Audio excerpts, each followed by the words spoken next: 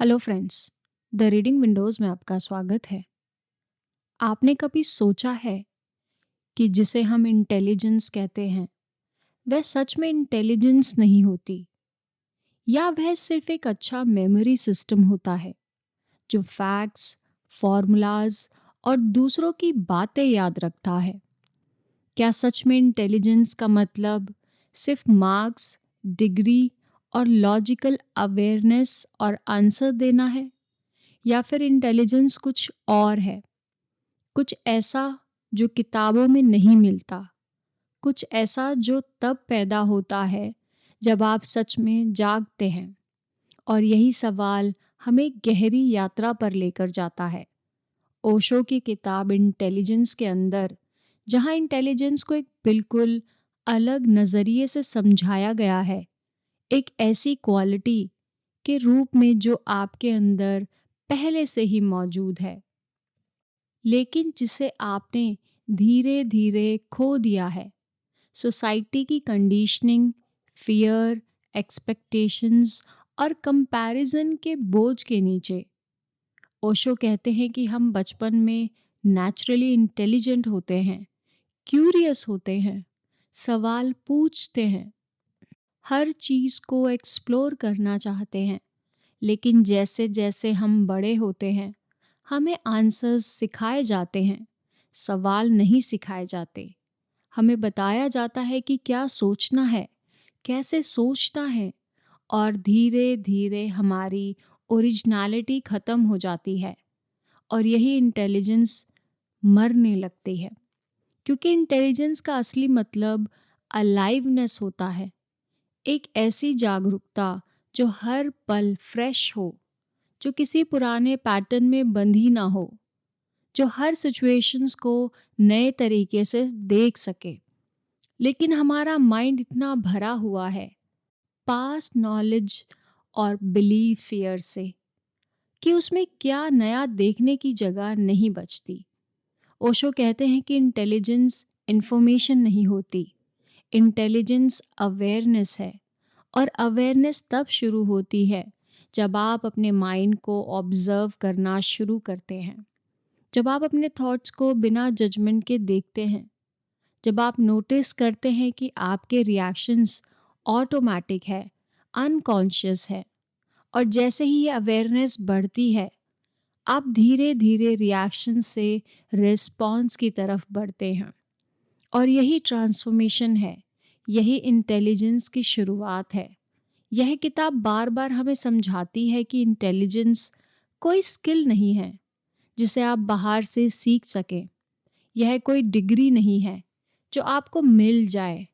यह एक inner flowing है जो तब होती है जब आप फियर से बाहर आते हैं, कंपैरिजन छोड़ते हैं और खुद को एक्सेप्ट करते हैं। क्योंकि जब आप किसी और जैसा बनने की कोशिश करते हैं, तब आप अपने इंटेलिजेंस को दबा देते हैं। लेकिन जब आप ऑथेंटिक होते हैं, जब आप खुद होते हैं, तभी आपकी इंटेलिजेंस नेचुरली फ्लो करती है। ओशो इंटेलिजेंस को सिर्फ माइंड तक सीमित नहीं रखते। वो कहते हैं कि इंटेलिजेंस का कनेक्शन हार्ट से है और बॉडी से भी है, आपके पूरे एग्जिस्टेंस से है।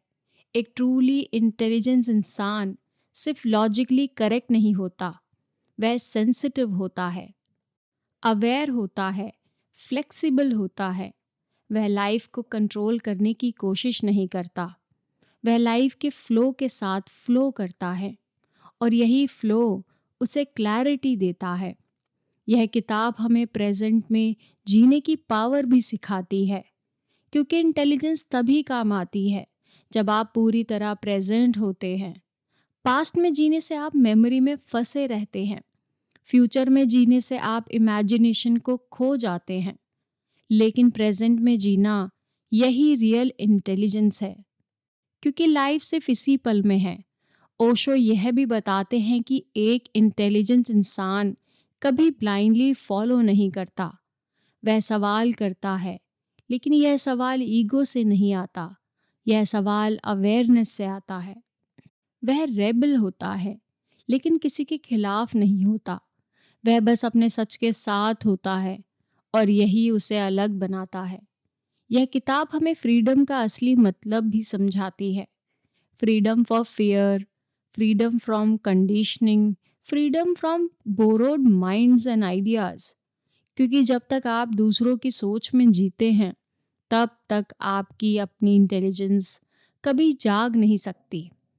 और जैसे जैसे आप इस फ्रीडम को फील करते हैं, वैसे वैसे आपकी क्लैरिटी बढ़ती जाती है, आपके डिसीजंस बेहतर होते हैं और आपकी लाइफ में अननेसेसरी स्ट्रेस खत्म हो जाता है।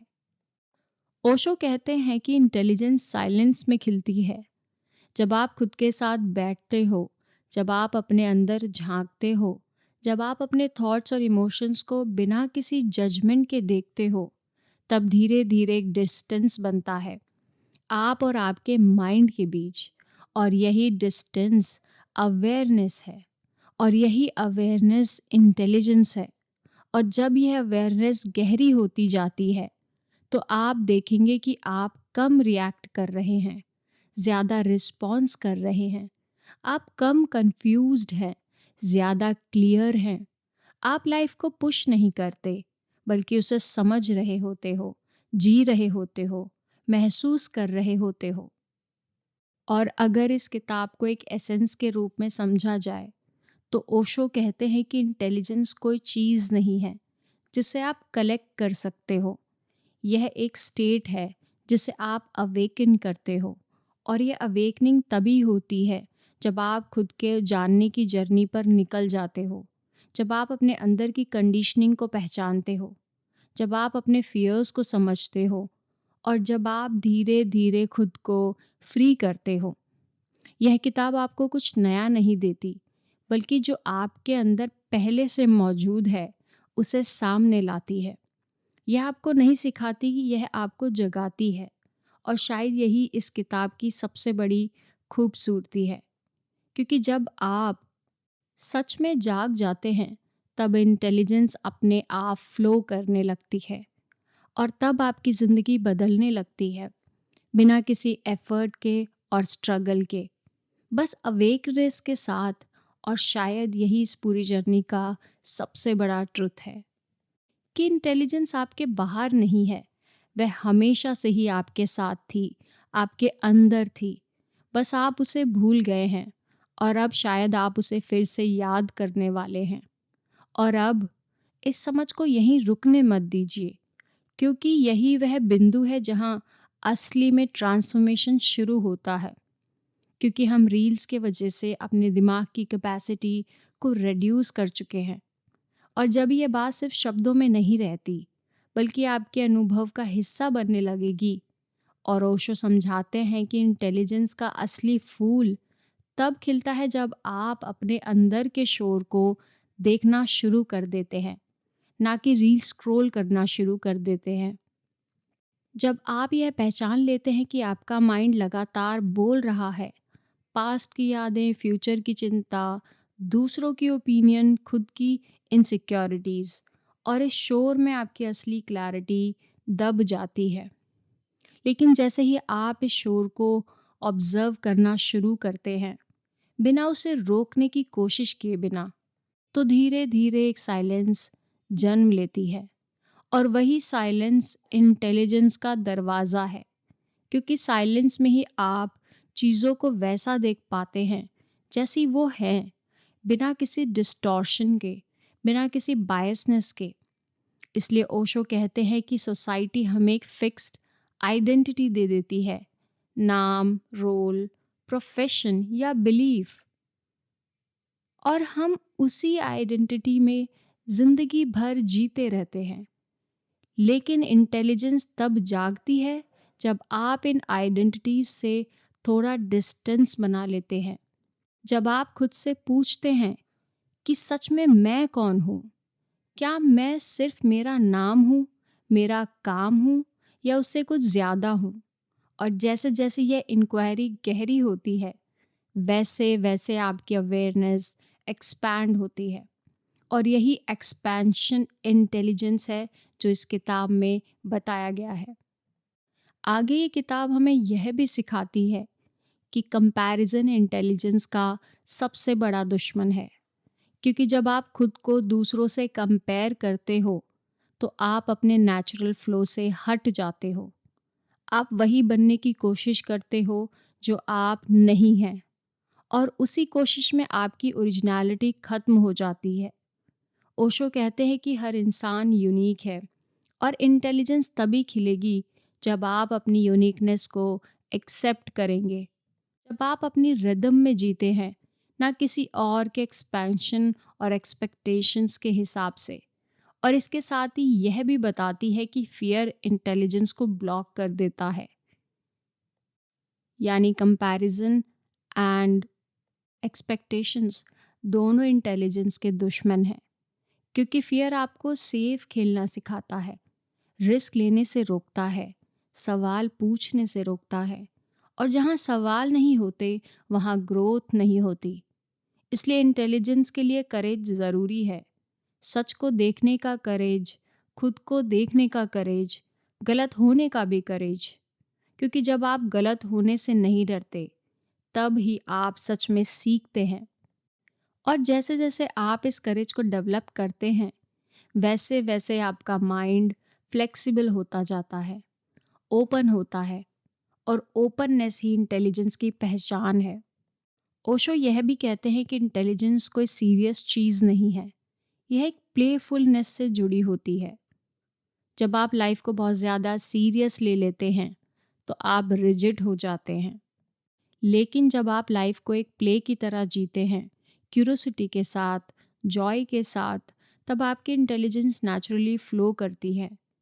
क्योंकि तब आप एक्सप्लोर करते हैं, एक्सपेरिमेंट करते हैं, और एक्सपीरियंस से सीखते हैं। और इस पूरी जर्नी में मेडिटेशन का एक बहुत बड़ा रोल होता है।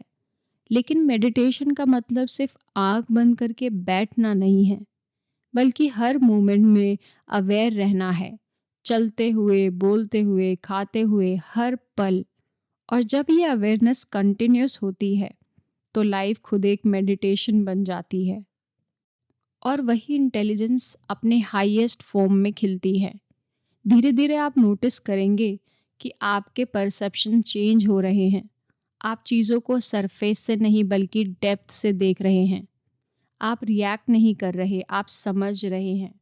आप जज नहीं कर रहे, आप ऑब्जर्व कर रहे हैं। और यही शिफ्ट आपकी लाइफ को चेंज कर देता है, क्योंकि अब आप बाहर के सर्कमस्टांसेस के गुलाम नहीं रहते, आप अंदर से फ्री होते हो। और यही फ्रीडम इंटेलिजेंस का अल्टीमेट एक्सप्रेशन होता है। और अगर इस पूरी एक्सटेंडेड जर्नी को एक गहरे सार में समझा जाए, तो यह किताब हमें सिखाती है कि इंटेलिजेंस कोई गोल नहीं है जिसे आपको पाना है। यह एक प्रोसेस है जिसे आपको जीना है, और एक अवेयरनेस ही है जिसे आपको हर दिन थोड़ा थोड़ा बढ़ाना है। और जैसे जैसे ये अवेयरनेस बढ़ती है, वैसे वैसे आपका जीवन बदलता है, बिना किसी फोर्स के और बिना किसी स्ट्रगल के, बस एक नेचुरल फोल्डिंग या अनफोल्डिंग के रूप में। और शायद यही इस पूरे किताब का सबसे सुंदर पहलू है कि यह आपको कुछ बनाने के लिए नहीं कहती, यह आपको याद दिलाती है कि आपके अंदर सब कुछ कंप्लीट है, पहले से ही मौजूद है। बस आपको खुद को पहचानना है।